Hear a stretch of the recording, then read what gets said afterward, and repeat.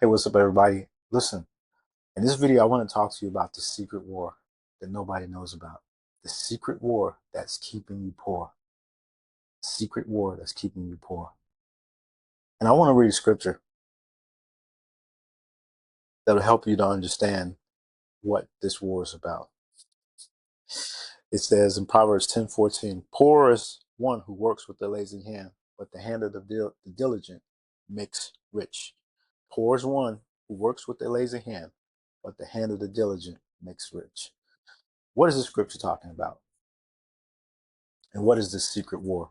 Well, this secret war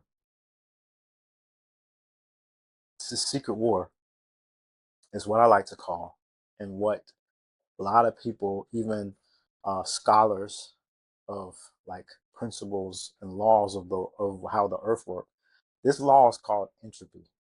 And the law of entropy basically means that anything left to itself without intention and action leads to disorder. What does that mean? Well, that means basically if you leave anything to itself and you don't do anything about it, it doesn't get better, it gets worse. It's like your grass outside. If you don't cut your grass or you don't hire a company to come cut it and to lawn and to like trim your hedges, your lawn will be out of order. It's like if I don't take a shower, right? I don't automatically smell better. I smell worse. If I don't wash my face doesn't stay clean. There's no maintaining cleanliness. It gets dirtier, right? And it's the same thing with everything else. If you don't manage and improve your finances, not just manage, because I think the term manage often means like, okay, like we're going to manage, we're going to stay where we are, like we're going to stay on this level. But even if there's no such thing as staying at the level, because the law of entropy works against everything in the world, and I'll explain in a second. But if you don't manage, if you're not growing, you're actually dying, right? Because God told Adam and Eve in the book of Genesis, He says, the day that you eat of the fruit, whatever fruit it was, basically the day that you disobey me, the day you disobey me, you shall die. You shall surely, he says, surely die. Now, they didn't die immediately. Adam lived 900 years. And even afterwards, his descendants lived 800. Noah lived 800 years, right? So they didn't immediately die. But there came over the earth a fallenness, a curse over the earth.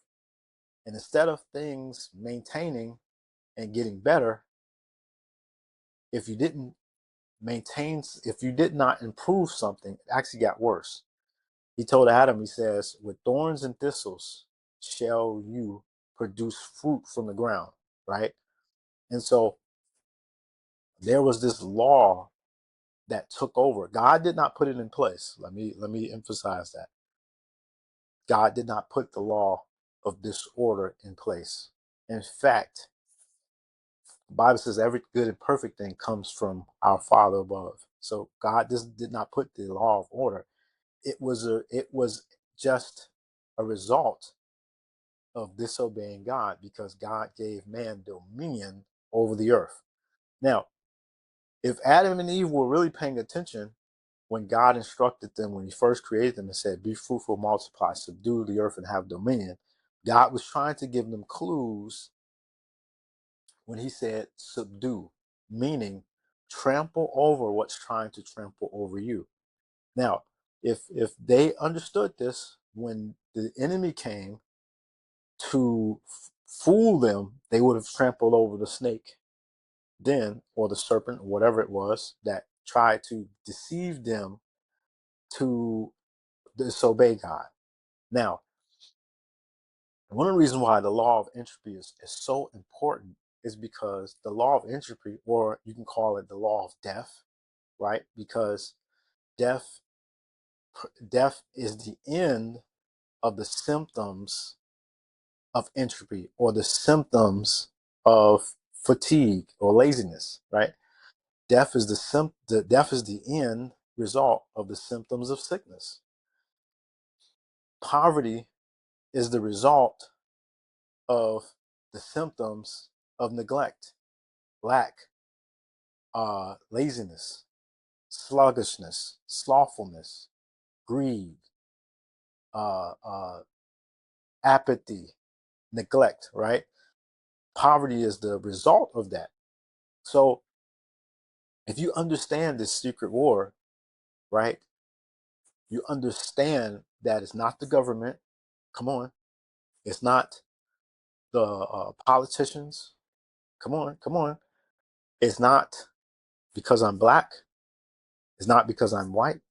It's not because I was born. I grew up in Harvey, so was born on the south side of Chicago, but I grew up in Harvey, right, which is a town where like people say it shouldn't even exist, but nothing like there's nothing. Shout out to Harvey World, but right? Nobody goes to Harvey after dark. But come on, not because of where I grew up, my background, not because of my parents. Now, those are contributing factors, but those aren't determining factors. They don't determine where I end up, right? My ability to fight this law that is fighting against me determines whether or not my life is better or my life is worse. Why is this important? Well, a lot of people don't know this. A lot of people blame external forces, meaning government, people. They blame their parents. They blame the president. They blame the war in Iran, the war in Iraq. They blame Russia. They blame Chinese. They blame AI. They blame their employer.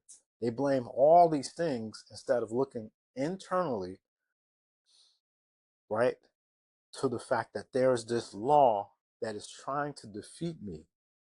And so I have to fight against it. The Bible tells us that we should fight the good fight of faith, right? And that fight of faith is to believe that all things work for those who work for the good of them and love God and are called according to his purpose. Now, one thing I want to point out again is this scripture: the diligent hand shall be blessed. Diligent hand. It's important that we understand that consistency works. Consistency in improving things work. And it's important that as we desire to build things, as we desire to be wealthy, as we desire to have good relationships, as we desire to have good health, the law of entropy is going to fight against us. Now, the law of entropy fights me every morning when it's time to wake up and go work out. The law of entropy says, nah, bro, lay there. Lay there a little bit longer. And if you lay in your bed long enough, you'll start eating in your bed. If you lay in your bed, eat long enough, you won't be able to move. If you lay there long enough, all of a sudden fatigue sets in, then chronic fatigue, then sickness. And the result of sickness is disease.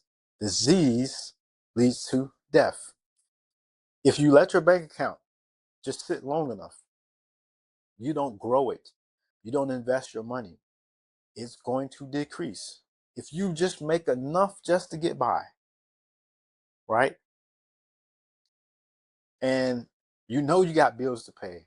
You have things that you want in life, but you don't work diligent enough to have those things. Laziness, which is like the secret war of entropy. Laziness, neglect, apathy, all those things, disorder starts coming in. And when that happens is people get envious, people get jealous, greed, malice, hatred, all those things like are symptoms of disorder, letting disorder take over, right? And when those things take over, you start seeing people rob people. Why do people rob people? Come on, because they're not willing to do the work that that person does to have what they have. Like, I worked hard to have a nice car. You mean to tell me you gonna run up on me with a gun and just take it from me because you have a gun? Because you don't want to work to have something nice because your life is in disorder. You're lazy. That's laziness. It's laziness. It's also ignorance, neglect, neglecting to see the fact that you can have what I have. It's ignorance. Ignorant of the fact that you can have what I have if only you do what I do, right? Or find what works for you, right? But see, a lot of people don't see that this law of disorder, when you don't do anything, this law of disorder comes. And it not only comes like, it comes in waves and it compiles itself, meaning like it piles on and piles on and piles on, right? It's like if you have a if you have $300 in your bank account and you got a $350 bill to pay, the law of entropy is at work in the banking system. So when you overdraft, because your bill was 350, you only had 300.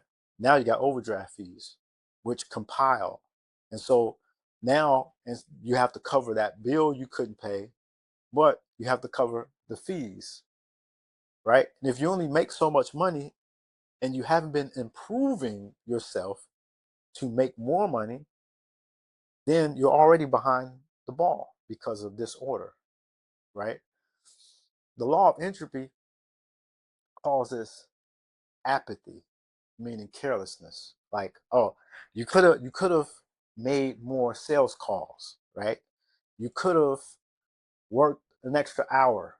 You could have developed a business or an asset in which that can pay you money, right?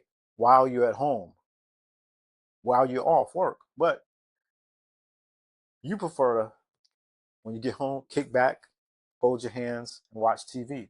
When you could have been reading a book. You could have been working on a podcast. You could have been working on an idea, right?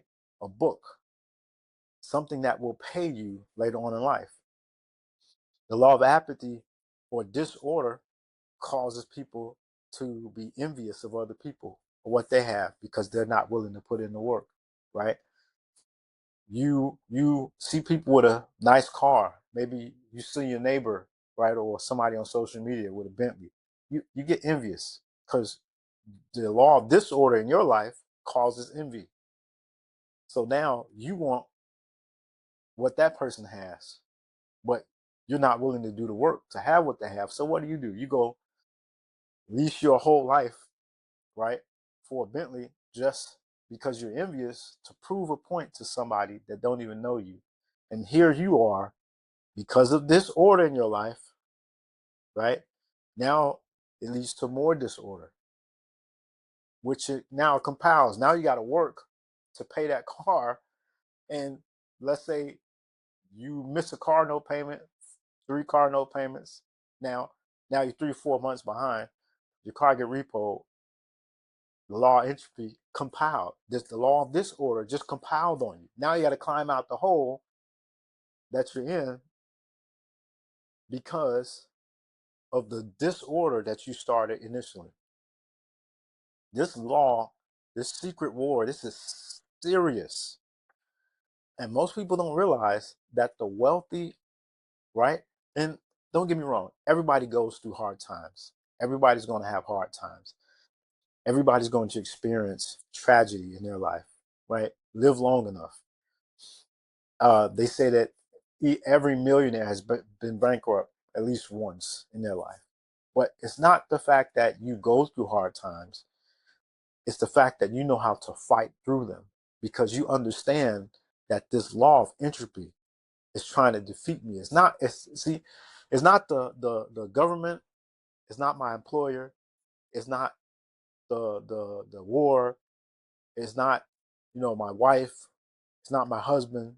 It's not my friends, not my sister, my brother, not my mom, my parents, that's trying to defeat me. What it really is, it's the law of disorder that is trying to bring so much disorder in my life that I stop fighting, that I quit, that I give up, and I start looking outward instead of looking inward. See, when you're looking outward and you go to work and you're upset that you don't get paid enough, an outward look says, oh, my employer, man, he making all that money and he over here paying me 12, 15, $20 an hour. I expect me to live. That's not on him. That's not on him. See, your look is outward instead of the disorder that you caused in your own life because you were unwilling to, let's say, build a skill. Go to school, build a skill that allows you to start at a higher pay in life, or the disorder that you caused where you did not set money aside while you were working, right? And you started there, but you're 15 years in and you're still upset that you're getting paid the same thing when you could have been taking your money, saving it, putting it into some real estate and some assets that'll pay you so you can be off your job, right? Or the burden of your bills doesn't bring so much disorder in your life that you're not mad when you go to work. Think about that. What if you didn't allow the disorder of your life when you started a job 15 years ago and you were getting paid market rate because the law of entropy is going to work against everybody, even the economy, because inflation is part of the law of entropy that wants to bring disorder to the economy and to everybody.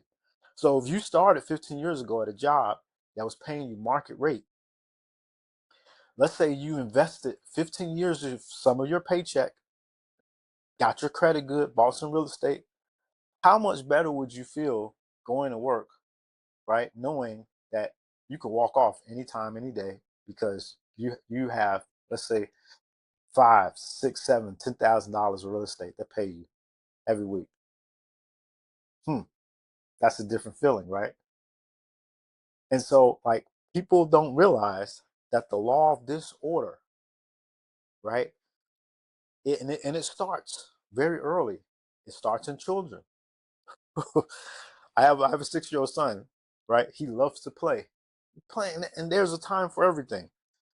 But if you play long enough, you play too long and you don't learn, you're causing disorder in your life. And you're going to look back and say, man, I wish I wouldn't have played that long. It's like knowing you should have got up and gone to the gym instead of overeating all the time. And when you could have stopped the disorder that was going on in your body and your health, now 15 years later, you got to dig out of that hole because you didn't realize the disorder you were creating, and you are allowing disorder to compile itself. Now you're sick. There's a law of entropy, the law of disorder, that everything left to itself does not get better. In your relationship, in your marriage, right? You're on the verge of divorce when 4 years ago, instead of having a tough conversation with your wife or your husband about, like, how you guys really felt, you just say, we cool. I ain't. Or, right, your wife said, you know what, we should go to counseling. I think we need to work on some things. You need to learn how to communicate. I know how to communicate. I've been communicating with you since 1995. Well, you don't change. Why should I need to change? That's now you're on the verge of now you're getting served divorce papers when you didn't realize that disorder was a natural occurrence. You don't have you don't have to do anything wrong for disorder to come in. You just got to do nothing. You just have to do nothing. For me to get out of shape, I don't have to do anything. I just sit in the chair, right? Sitting on the couch. And what's better than sitting on the couch? Laying on the couch. And what's better than laying on the couch? Laying on the couch, eating chips, and watching TV. Do that long enough, and you'll be out of shape.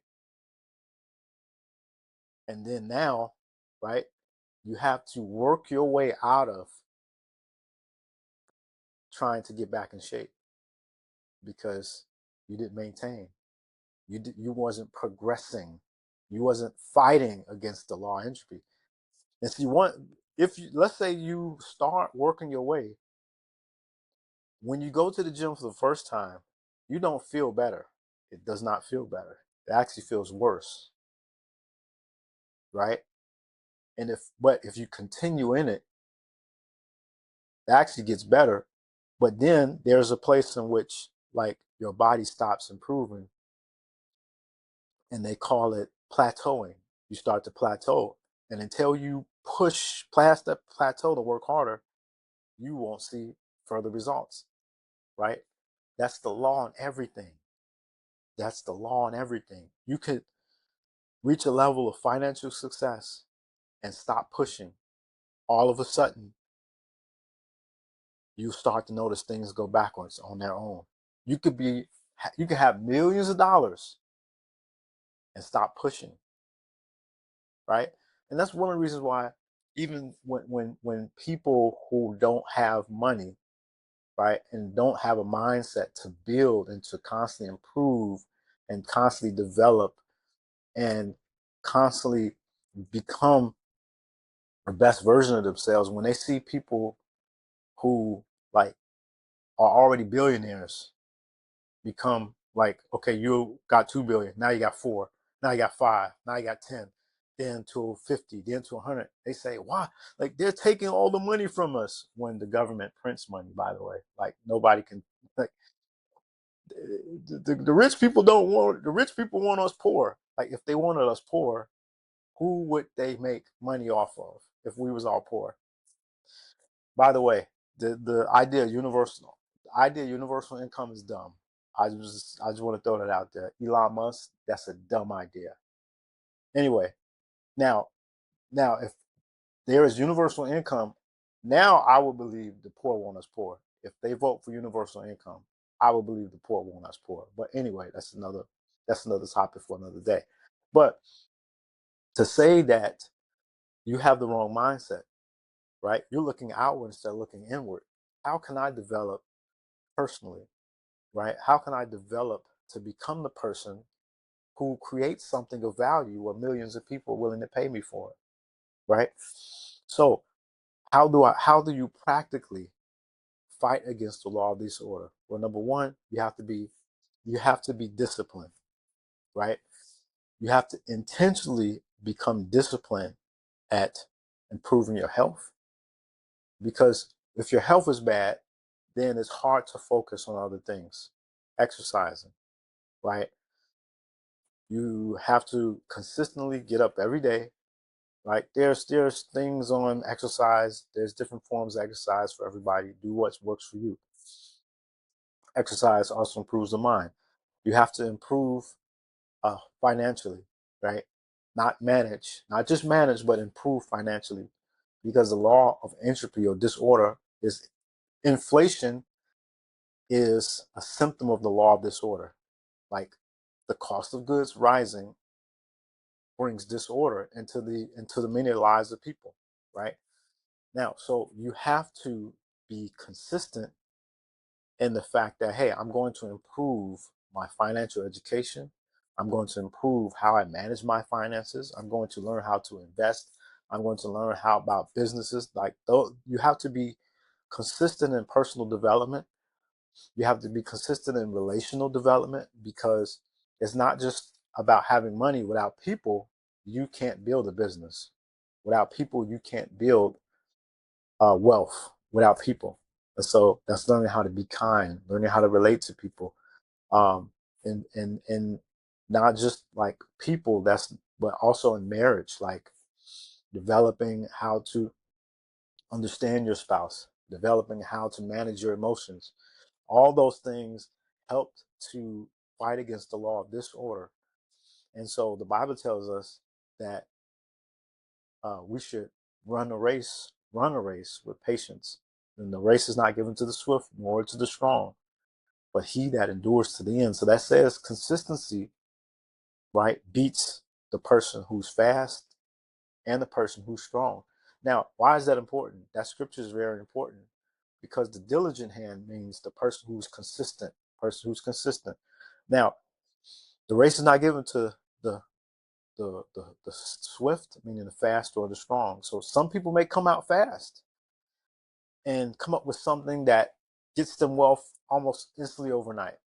The wealth is not given to the strong. Some people have certain strengths and skills that other people don't have, but that's not who the race is given to. It's given to those who endurance, meaning consistency over time. And so it's important that like you run your race, right? Because if you're looking at the person who's fast, then you want to be fast, right? If you're looking at the person who's strong, then you want to be strong. You got to run your race, right? And so each and every day, you have to be improving. And there's time, like as the book of Ecclesiastes tell us, there's a time for everything. There's a time for all things under the sun. There's a time to laugh. There's a time to play. There's a time for war. There's a time for learning. There's a time to plant. There's a time to uproot. Right. There's a time for everything. So understanding the nature of that, you can be able to defeat this secret war of disorder and the secret war that's trying to keep you poor. I hope this video has blessed you. If it has, I would ask you to share it with someone. If you have questions, leave a question or comment. Until next time, peace.